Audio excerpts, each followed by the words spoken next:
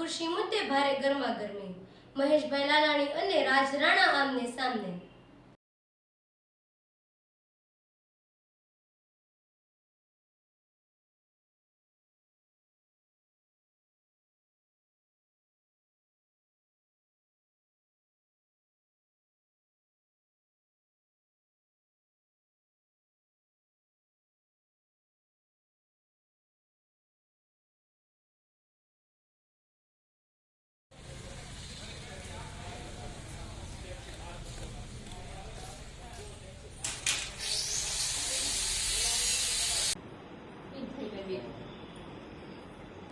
તમે એન્જિનિયરની ખુરશીએ બેસી જવી તો કઈ રીતે? એ સભાસદને કોણે છૂટી આપી દીધી કે એન્જિનિયરની ખુરશીએ બેસી જવાનું? તમારે રજા ક્યાં છે? અત્યારે ચાલુ જ છે રિસેસ, પણ ગમે એની ખુરશીએ તમે ટેબલની અંદર જઈને બેસી જાવ એવી થોડી તમને ઓલી છે છૂટી?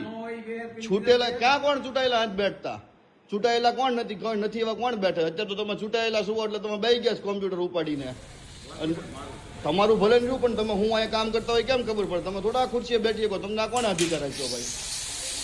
તમે અંદર ખુરશી એમ નહીં, તમને નગરપાલિકાના તમામ કાયદા યાદ છે, મ્યુનિસિપાલિટી એક્ટ, તો તમને એ કાયદો યાદ છે કે નથી કે તમે ખુરશીએ ન બેઠી શકો? હે તો તમે કેમ બેઠા છો? ના, એવો નિયમ છે? આવો મ્યુનિસિપાલિટી એક્ટ કે મ્યુનિસિપાલિટી એક્ટ આવું કે મ્યુનિસિપાલિટી એક્ટ એવું કે છે? મ્યુનિસિપાલિટી એક્ટ એવું કે છે? આપો હું કરું જ છું, મારે જે કરવું છે હું તો કરું જ છું, ચાલુ જ છે મારે જે કરવું છે એ બધું। તમે એવી રીતના બેસી જાઓ, તમે આમાંથી કાગળિયા લઈ લો, તમારી માટે ડમી આધાર કાર્ડ બનાવવાના કેસ હાલે છે। તમે આટલા મોટા આરોપી છો ને તમે બેઠીને હું લઈ જાઓ, અમને શું ખબર પડે? તમે ડમી આધાર કાર્ડ બનાવો છો, ડમી ચૂંટણી કાર્ડ બનાવો છો, ગામમાં વેચો છો, આવો તમારી માટે એસઓજીએ તમને રંગે હાથ પકડ્યા તો તમે આ ખુરશીએ બેઠીને વહીવટ કેમ કરી શકો? તમે ચૂંટાયેલા ભલે રહ્યા, એનાથી કઈ એવું થોડું થઈ ગયું તમે અધિકારી છો? કેમ તમે બેઠા છો? આપણે ન્યૂઝ વાળાને બોલાવ્યા, તમે જવાબ દેજો। આપણા પરિચય સાથે।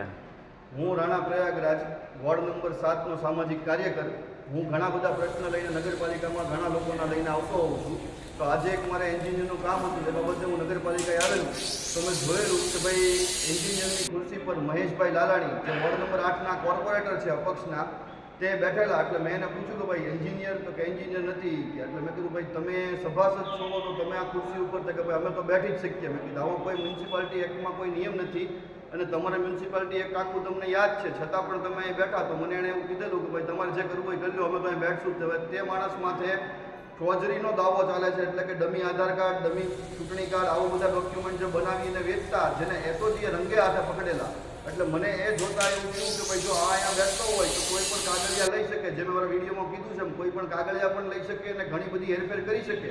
આના બાબતે હું આરસીએમને બધાને રજૂઆત પણ કરવાનો છું કે આવડી મોટી જો આની માટે કાર્યવાહી ચાલતી હોય તો કેમ આનું સભ્યપદ રદ ન કરવું, એટલા માટે એ પણ કરવાનો છું। ને આજે મેં એને પ્રશ્ન પૂછ્યો કે ભાઈ તમે અહીં ન બેઠી શકો, છતાં પણ એણે એવું કીધું કે તમારે જે થાય એ કરી લેવું। એટલે આવી દાદાગીરી કરે છે આ મહેશભાઈ, અને બધી જગ્યાએ વિરોધ કરી અને બધાને આવી રીતે બીવડાવવા કરે છે।